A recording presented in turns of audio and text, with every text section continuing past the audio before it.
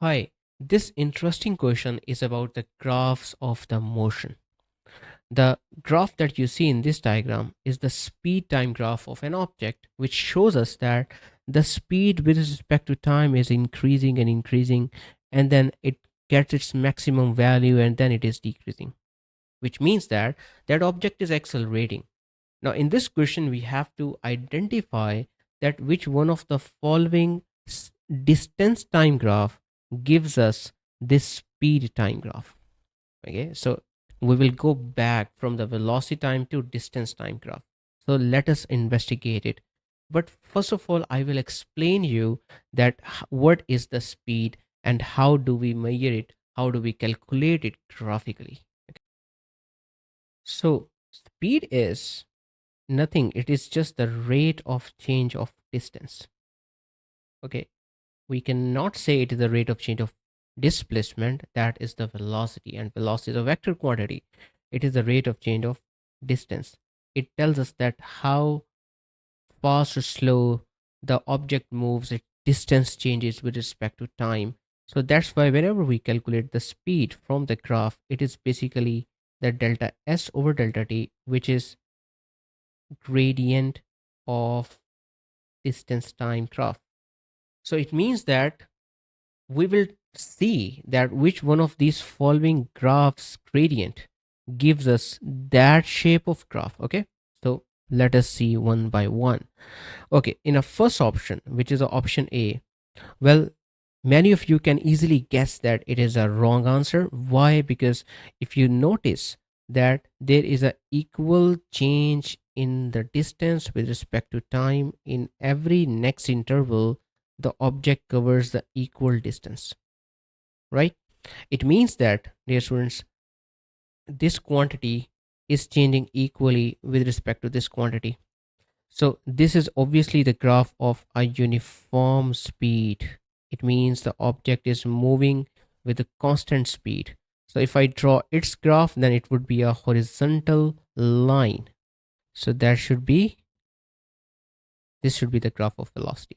So it is obviously not giving us that curved graph. Okay, now we will go directly after A, we will go directly to C.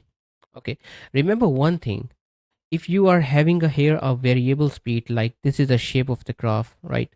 It's a parabolic shape. We can never have the distance time graph in a same shape.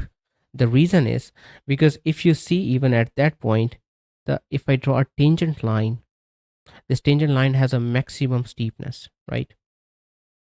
And then that tangent line steepness is decreasing, and at that point the tangent line is horizontal. And a horizontal line means if I measure the speed at that point, the velocity or the speed will be zero. Okay, because the slope or the gradient of a horizontal line is zero. So which means that in the starting at the time t is equal to zero, we have a maximum speed.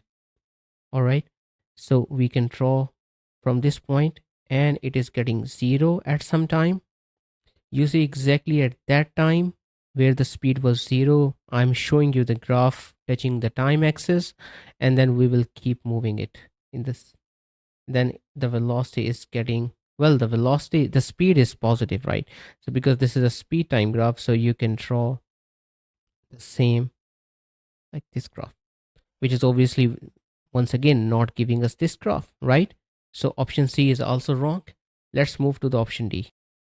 So for option D, you see the distance time graph is flattened almost in the middle. All right, so I'm talking about at that point where it is flattened, it means that at that point speed should be zero. So I just want to show you at the different points the tangent line, so you can have an idea.